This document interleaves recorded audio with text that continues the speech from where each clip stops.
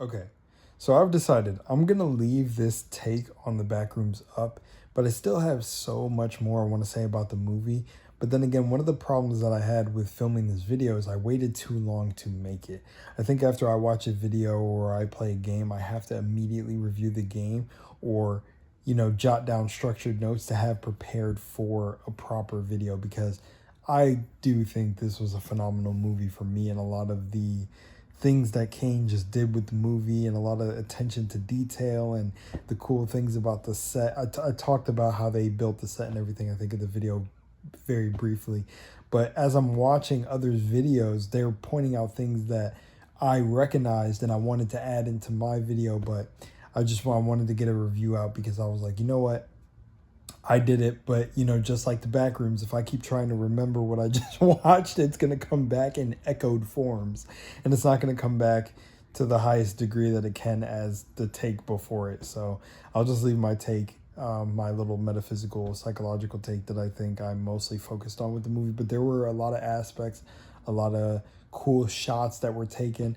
I don't know if I talked about the stop sign, but that was one thing that I think I remembered after the video I wanted to reference, when Clark goes, don't worry, this isn't a big spoiler, but there's a stop sign moment where, to me, how I interpreted that was it was almost like the Backrooms in a way, since it's scanning your mind or whatever. It was almost a warning to stop. When you jump out the window, you go overboard, or you kind of awaken, it's like there's no going back past this point, past a certain point. So I was going to talk about that, but I think I left that out. There were a lot of things that I had written down that I was just like, man, I'm going to just leave out. But hope you guys still enjoy the video nonetheless. But yeah, man, I'm watching so many people's breakdowns on the whole MRI thing with async, and I'm like, oh my gosh, I noticed that too, because of how an MRI operates. And I even thought back to when I had an MRI scan and I could have did way more references and just done way more with the video. But again, I have to find that balance between enjoying the movie and not having a notepad right beside me and trying to write, because, like some spark notes or something like that. But, so to me, I did as good as I can, and I don't want to keep making reiterations of the same video and it just get further and further away from me. So again, hope you guys enjoy the video. The Backrooms was awesome. Kane did amazing, and it's really great. I definitely do recommend going and seeing it, and also watching the YouTube series so you can kind of get an idea of what Kane's Backrooms lore is. And a couple things I want to say before this video begins. I like the theories that people are putting out. Don't worry, I respect the theories. We're all theorizing and interpreting art in a different way, but I have to say, I do not agree with well, oh dang, I can't say this now because it'd be a spoiler. Shoot. Never mind. There's a certain theory I see going around about a certain entity in there, and I'm just like, but I can't say anything about it now, and I can't edit it in the video somewhere. Well, I could, but I feel like it's gonna break the continuity of the video. Never mind. Enjoy the video. I'm out. Peace. All right, guys. So I've just filmed an entire Backrooms video, maybe like 10 minutes, but I didn't really like it because I was trying to be super structured, and I think I just have to talk about the movie off the rip. And next time, especially, is when I go to make a review for a movie, I have to do it either the following day after, or the following night, or just literally after I see the movie, and write everything down. Because during the movie, I tried to write down my thoughts really quickly as the movie was happening, and then that also kind of took away from some of the enjoyment that I had while watching it, because there was a lot of things happening that I wanted to talk about. And it sucks because I didn't want to miss the moments, so I'm trying to write them down to be able to go back and then, give a full breakdown. But I think, what I'll do in this video is I'll just talk about everything I recall, even if I recall it wrong or, whatever. Again, this is just my interpretation of the things that I found that Kane presented in the movie. And first things first, what I'm going to say for the intro before we get into the video is, to me, Kane's a genius with how he took the Backrooms and did his own iteration of the Backrooms. It's sick. And this movie was a nice added on piece of the lore to the rest of the Backrooms as a whole. And it's great because a lot of what I theorized outside of other theory videos I've seen, this movie hit the nail on everything I assumed. Or, well, assumed, theorized. I didn't really assume, but also you're assuming, but you know what I mean. You know, about the psychology, the deeper parts of the psyche, the mind, how the Backrooms is remembering, etc., etc., etc., etc. And maybe for a lot of people out there, it's the same or similar. But for me, it's about a 75%, you know, accuracy rating on exactly what I thought the Backrooms was doing. Now, what I will say on that other 25 that is still like, you know, what is it, ambiguous or still out there, is how Kane is actually handling what this thing is, or this entity, or this realm, right? Because to me, it slightly does feel like this place is the collective unconscious of all humans in existence, or all beings that have sentience, right? Like, you know, you can think about a table or a chair and think, you know, it's atoms moving, so, and then molecules and all these things, and it's, you know, solid, liquid, gas, all that stuff, right? And you kind of think that, well, if it can be observed and if it can be in somebody's awareness, or if a material can be taken and, you know, molded into this object, then it technically can be manifested into a world like that. I have some notes behind me and everything like that, but honestly, don't even read that. So, because I had notes, because I was trying to transfer my notes from my phone over to the whiteboard, and I was like, it's just not working out. I need to go with the flow. And as you see, I'm flowing a lot better, removing the structure in this hard core, like, I'm gonna structure it like this. No, can't do things like that. I can write down my ideas and hit the bullet points, and that's how I need to move. But anyways, long story short, yeah, it's like this whole collective remembering realm, and I love how Kane is handling it and what he brought to the table here, because to me, it confirms a lot of the things that I was curious about. And I don't know what parts that he said, what was it, that was it film theory we're wrong about, but to me, this has a lot to do with consciousness.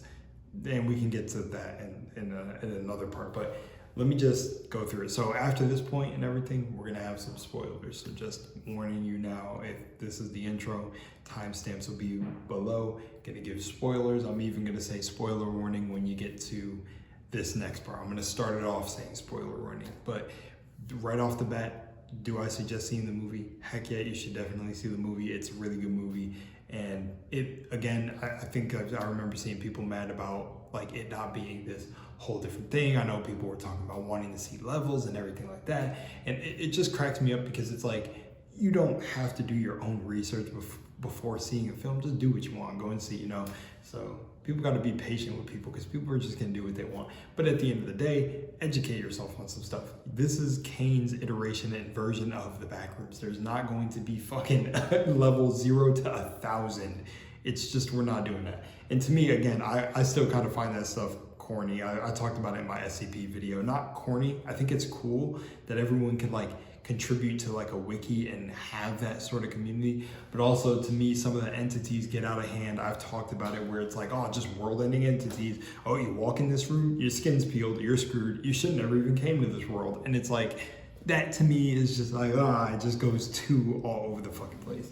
But anyways, the parameters in which Kane's lore is set, it's perfect. It feels perfectly balanced. And yeah, I don't know, but yeah, so anyways, spoiler warning ahead. Let's get into it. Again, great movie. You should definitely see it. Like all the attention to detail, the symbolism. I like that the set was basically 100% handcrafted and there's minimal CGI. I like how the entity was the one actor that we all know. Don't go look it up. You might spoil it for yourself.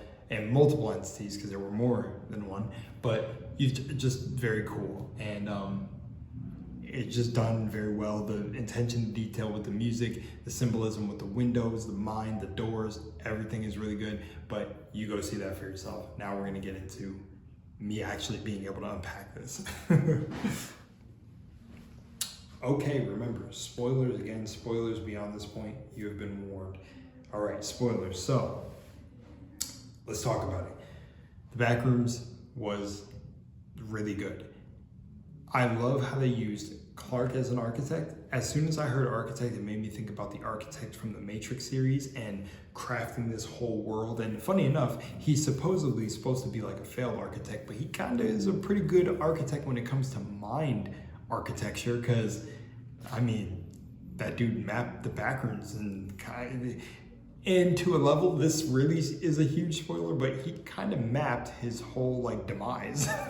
He literally laid the foundation and the blueprint for, you know, everything that he was going to go down, and that he was accepting it and very aware of it, you know, because he was just like, you know, basically, it's funny that he said the line, "This is how we're wired, you know, we don't have to change, like we could just, you know," and that was a big representation for he succumbed to his old self, his ego, the ego. He basically succumbed to that, and the Backrooms represented. And also, I like this too, the entity, the pirate Clark, which was him. It was some people have a theory that the pirate Clark was actually the real him. To me, that doesn't make sense as a theory, because Clark was actually there, and then he was actually consumed by him, his ego. And we'll get into that a little bit more in depth really quickly, because we got to talk about Mary and all the symbolism. But what I really like is how Clark contrasted Mary and also brought her down, like met her at her level, where he was basically saying all of her own quotes back at her. But also, you know, Clark had this way about it. It was so crazy. It was really cool to me. Like, I don't know. It just, because to me, it represented, again, all the parts of our mind and our like reality that we kind of just like, it's like not forgotten, but to a degree, it's the forgotten things in our mind, and then also the things we don't deal with that loop into our life and continue to manifest in a certain way. Or sometimes they manifest under the surface, and then the like the ego that we go out with meets reality with all of that unhealed stuff from a childhood. So for Clark, again, he wasn't taking accountability for everything within his own life where it was his fault. Like, he heavily blamed his wife or who he was with, you know, for the fact that, like, oh, you know, like, I'm a failed architect or this, or I couldn't do this because somebody has to pay the bills, somebody has to do that. But he was projecting, he was externalizing his own failures onto someone else. So, you know, the whining. And this is what Dr. Mary Klein ends up telling him: your wife didn't leave you because of all of this, or whatever you think it is, or blah, blah, blah. She left you because of the whining. You know, you couldn't be the man that you had to be because you couldn't face your own shortcomings. Like, you're a product of your own world. And it's funny because you can see where Clark recognizes, and again, because he literally says it, he didn't want to change. He said, this is how we're wired. And the Backrooms representing, and this is where I say Kane kind of plays on that line of, is this a world that just takes advantage of your subconscious mind and it's just remembering things in its environment and it's totally separate? Or is it actually forged and crafted by the subconscious mind? To me, I like the latter. I like to think that the Backrooms is this collective unconscious world that, as Clark says in his own words, it's everything is here. I have the quote, I think, it's every place that ever was, remembered slightly wrong. Because if you think about it, the Backrooms really could, well, I want to say it like this, right? In certain universes, they don't have to land on the whole consciousness depth aspect of things, right? But to me, if you think about the Backrooms and what it does and what it serves, a big portion of it has to land in awareness. At least to me, this is my breakdown. Because the thing is in your awareness, you're witnessing all of this life. You're only witnessing it through your awareness. When your awareness is gone, you don't even know if this was ever real to begin with. So it's like the Backrooms, to me, serves as that physical representation of the subconscious mind manifesting things. Where when Clark says it's every place that ever was, he is, to me, he was sane here. Some people were saying he wasn't sane. Some people saying it wasn't him, but again, that's not true. He bled when he got bitten into, which, again, shout out to the whole Saturn representation of Saturn eating, you know, was it man or his children, like consuming the body? Or yeah, whatever the image is. I can't remember if it's, I remember seeing like Saturn and I was like, see Kronos. And it was funny because my girlfriend and I were talking about that, or about Kronos and eating his kids and everything, and Greek mythology, blah, blah, blah. We were talking about it before we ended up seeing the Backrooms. So it cracked me up. But I'm sure everyone and their mom talked about the symbolism there. But again, Clark, that part, this place that remembers, it's like Clark was on the money, whether he was starting to become insane or not. I remember a quote, and I can't remember if it's from George Orwell in his book with the whole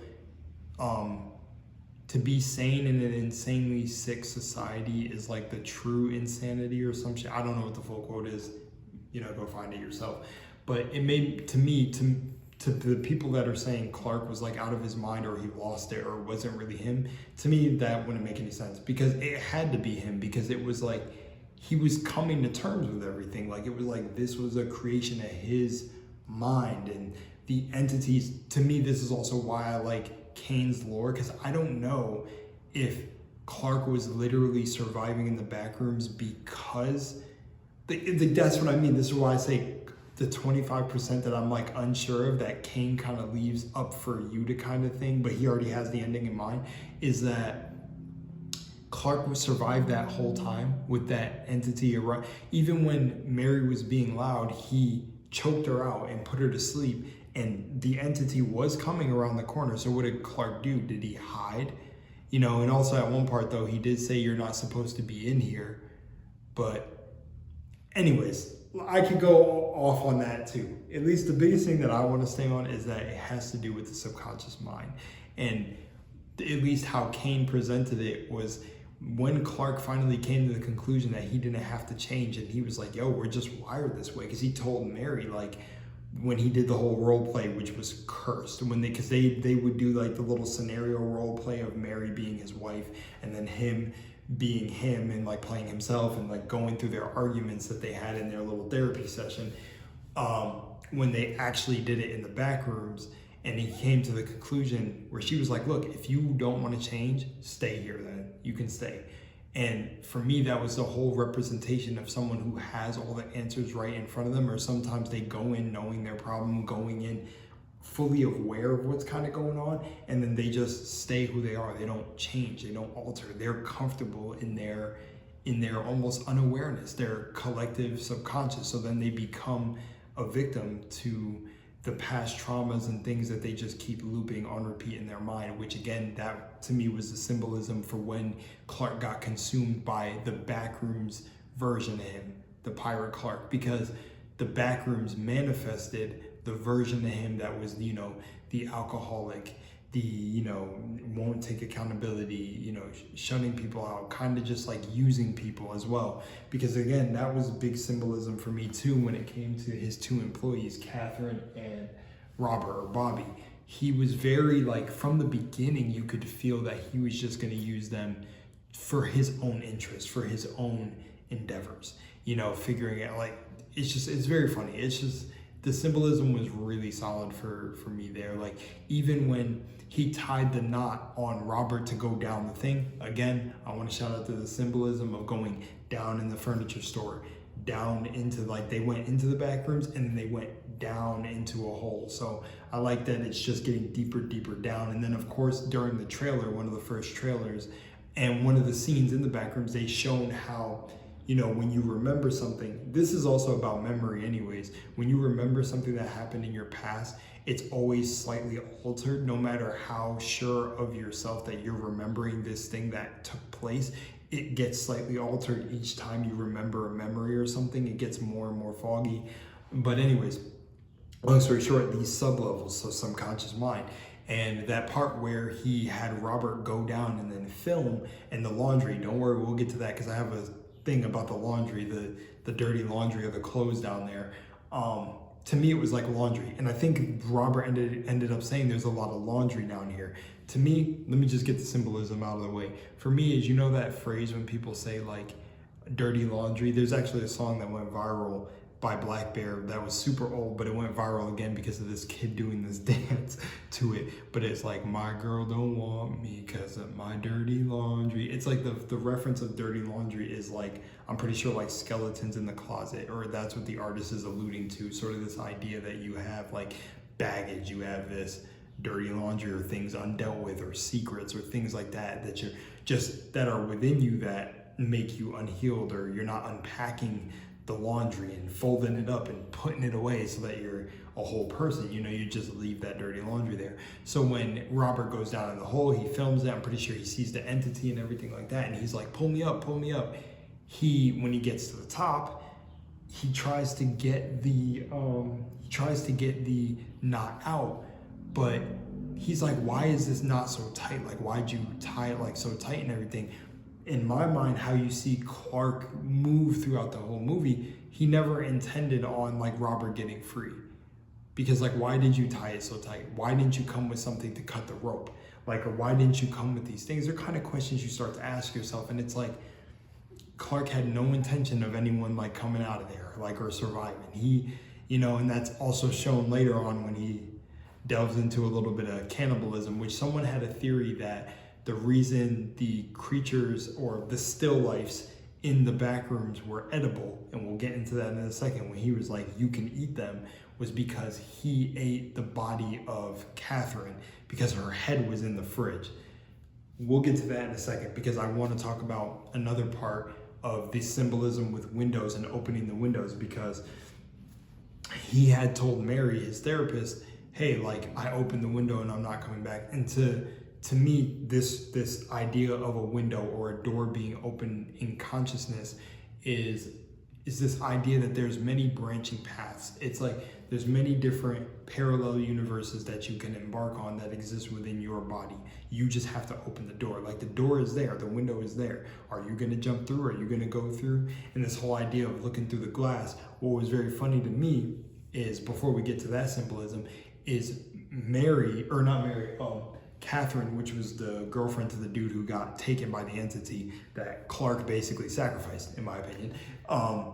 She was behind a one-way wall. And to me, what this stood out for me was that, again, representing how Clark, because we've seen it from Clark's perspective. Notice how the camera didn't cut to her and what we were seeing from her, but she was banging on the wall saying, help me, help me, help me, like saying all this. And still in her last moment, she chose to help him because something came behind him and grabbed the camera. But she's banging on this wall where she can see Clark, but Clark can't see her.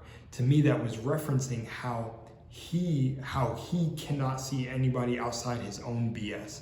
Like, he's so engrossed in the architecture of his own mind in this maze of not taking accountability and always blaming other people outside himself. Even when he was filming the commercial with them in the store and the chair broke, and you could tell he was very embarrassed, couldn't laugh at himself. He got very reactive, pissed, and just was like, oh, whatever, no, like, cut it, obviously. And he was very mad, again, just symbolizing more of his character, the trauma, the pain, the anger, the ego, right? Well, at that point, it's shown how Catherine was like, yo, you can't see me, like, you're looking like I'm right here, and he's like checking the wall, because it's almost, to me, alluding to or being metaphorical of how he cannot see people outside his own worldview. Again, bringing me back to that point about how everything is experienced in your own awareness. Your perceptions are creating your own reality. Perception is creating your reality. So if in my reality, I'm blinded by my own anger or inability to see the way somebody else operates and moves and acts, I'm not going to, treat you on this level like you're human. He basically treated them like sacrifices, and he had a lot of self-preservation because, whenever he ends up finding her real body, or whoever's head is in the fridge, which I'm pretty sure it's her.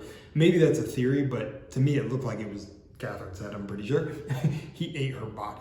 So, you do what you will, but to me that was very, very specific symbolism with having her on the other side of a wall, and she could see Clark for what he was, which again, that's alluding back to, or referencing back to when she was trying to get the boyfriend, like, hey, let's not do this. Like, why do we have to do this? Like, and the boyfriend being like, let's just see, let's whatever. That can be another whole, you could say what he represented. I don't know, like, I don't really know, but for me, it all again was aiming back to Clark, because we never got the perspective of where Catherine was after she got lost. It was, the camera was always focused on Clark and his mind and how we were seeing it from like his way, you know, his perception. So then Mary. Now, Mary again for me was awesome. She came to the conclusion, which I came to the conclusion on in my own reality when it came to consciousness in the real world, is that she couldn't save anyone outside herself. And this is what I say: if you're someone who needs therapy, needs things like that, of course, go to therapy, do what you have to do. But again, there's a point in your life where you have to be your own therapist. And she came to this conclusion when it came to Clark. She literally told him, you want to know why your wife kicked you out and left you and doesn't want anything to do with you? It's because of the whining. You literally could not get over yourself. You're blaming her, you're externalizing all your pain, you're projecting onto someone else, but you can't take responsibility for the world you created. And again, jumping back to Clark, that's why I laughed when he realized, when he went up to the Backrooms manifested version of himself that bit into him, literally consumed by his own ego. There you go, that he was like, you know, what if I don't want to change? She was like, then stay. And that just is a great, you know, again, to me, it was beautiful, because again, people can say it's simple, whatever, but to me, it's deep, because a lot of people think they understand this concept, but then they go throughout life sleepwalking almost. They're literally saying like, oh, I get it. You know, he basically was aware of his unawareness. He's like, you know what? Oh, I get it. You know, like he comes to the conclusion, he's like, I like being here. Like, I like it here. I like it here in this house, in his mind, this house, these chambers that I've created for myself. We don't have to change. It's the way we're wired. And he gets consumed by that. So the traumas, the pain, like a lot of people do in their life, they won't change. They feel like they cannot ever grow. They can't be altered. And I like Mary serving as this mirror to where she's like, she's going through the same thing. Again, the cement, her house being bulldozed for the async apartments. To me, that was very symbolic again, and Mary had to let it go. And funny enough, another cool symbolic thing is when she's running from Pirate Clark, the thing that actually helps her get away is when she's slamming that past memory of her childhood into the face of Pirate Clark. I think she breaks it or something, and for me, she ends up getting to async, which to me, even though we don't know if she truly got out, I think that's up for you to decide, is that she freed herself from her traumas, her past. And again, the backroom still was something that existed within her awareness, you know, and again, you can get into the scientific part of it and everything, but to me, it was really cool how symbolic everything was. You know, Clark just saying, to me, he had a pretty solid understanding of what the Backrooms was, but then again, he still was consumed by his own stuff, because I don't know, you know, we can go wherever with that, but I really liked the contrast Mary served. And again, even when she was talking about the book and all this and how you have to go through the window, open the door, you know, it jumped back to her childhood where she went to open the latch on her window, but her mom was, you know, admitted to a psychiatric ward, and she grabbed her right before she was about to open the latch and be like, no, like they're out there and blah, blah, blah. And to me, it just again served as all of this, you know, repressed stuff within you where you have to go out the window, you have to open the door, you have to see the other paths to your life, you have to free yourself from the things you hold on to. Because again, there's this whole thing, your therapist has a therapist. And like I said, I don't know if I said the conclusion earlier because I'm just rambling at this point, but just the conclusion she came to is that she really can't help anyone. And to me, it's true. No matter how many times somebody goes back to therapy or goes to these things or gets on the next drug or whatever, pharmaceutical drugs, by the way, YouTube, but gets on these things, you have to help yourself. You can only save yourself. And I think Kane did a perfect job of portraying this through the characters. Like, you kind of knew Clark didn't want to change. And, you know, you knew, like, based on Mary. Oh, and then there's another thing that I wanted to talk about, which is I like how Clark did serve as like the catalyst for Mary to heal, because through his own thing, and that's how I feel we help each other on this journey, whether it's spiritual or just moving through life. Everyone has a piece to the puzzle or a part to play in this role of the bigger expanse of what life is. Everyone has a part to play. Even Mary at the end had a part for async, you know, help us understand what this is, even though we can't, you know, the doctor at the end, or Phil, the scientist, was like, I can't guarantee what'll happen to you, you know, help us understand. It's like everyone has their role to play. So, but you know, Clark leaving the voicemail for her, like, I opened the window and I'm not coming back. It's like he jumped off the deep end in his own consciousness and went, you know, is the phrase that someone went left, but that's it. He went left. He went down the path where it's like he became aware of his own things. He became aware, like he became cannibalistic. His own ego cannibalized him, and he died to his self. He died to his traumas, his everything. And for Mary went right. She opened the window and went through the door and went right. And he sparked that curiosity to dive deeper. Now, we can delve into, you know, Pirate Clark and the symbolism of pirate ships and stuff that I believe, but there's just a whole bunch. And I think it was just an amazing, well done movie, you know, solid, to me, solid, high 8 out of 10 for just what it meant. And to me, it was a deep movie, because people who say that they can understand certain aspects or take away, again, with art, you have your own thing that you take away from all art. All art is going to make people feel different. The whole point to me of art and everything is these deeper questions of reality and everything like that, but also to make people feel no matter what they feel. If they're deeply disturbed, if they love it, if they hate it, it made you feel. And that's a very interesting thing about art and existence as a whole. But to me, it was a very deep movie, because, you know, I've just been diving into psychology and everything for like years after my awakening, and just, you know, it bordering along the lines of like spirituality, consciousness, blah, blah, blah. And, you know, even quantum physics, which is also why I like the scientist aspect of it, and the whole observer effect, and Schrodinger's cat, all of these things, and just, you know, and I like it. And to me, it was, you know, if you really understand the meaning of the Backrooms, then you would walk away knowing that your life, we make our, let's play off of the fact that Clark was an architect. You are the architect of your own mind. And there is so much stuff, so many buildings, so many rooms and different things and different chambers within this house that you've created for yourself, that going back to them, unpacking them, really living with the different rooms within your own mind, and understanding that all of them make you you, but you don't have to be subjected and locked to one room. And you can go out the front door and you can explore. You can see the vastness of your mind, the vastness of the neighborhoods and overarching, you know, highways and everything else, and the sky in your mind. Then you shift.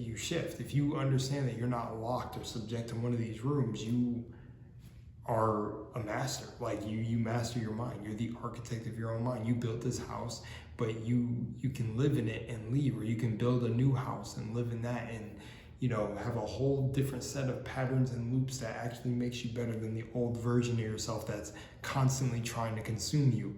So to me, if somebody walked into this movie and thought like it wasn't that deep, whatever, that they're entitled to how they feel. But also, it's like you can't downplay the genius of it, because I think a lot of people do.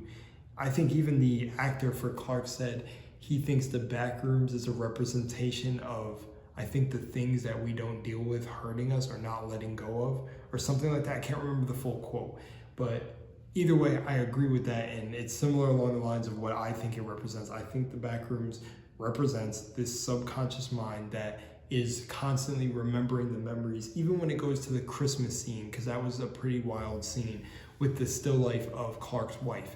You know, it was a Christmas memory he was probably thinking about, where, you know, when you've seen the still life mannequins in the floor, it's almost like Clark's mind, subconscious mind, that's also connected, you know, to the collective consciousness, that is trying to remember these memories of how Christmas felt, the nostalgia, the stuff that pulls you back.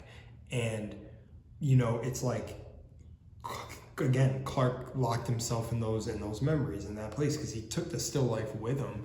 But, you know, just, I love it. And I even love when he told, why am I tripping? He told the still life, I think it's because I'm trying to remember.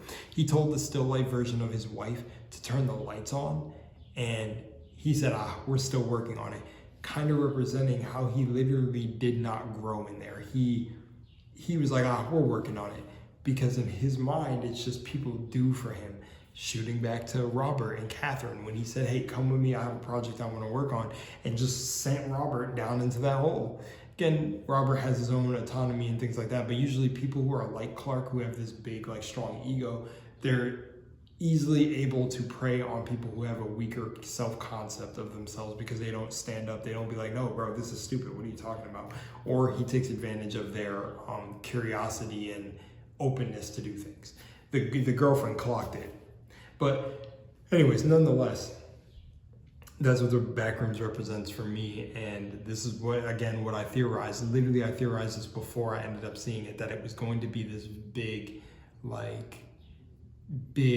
implication that it's the subconscious mind, or it's a realm that's remembering. But technically, everything that ever is can exist there because it's about awareness.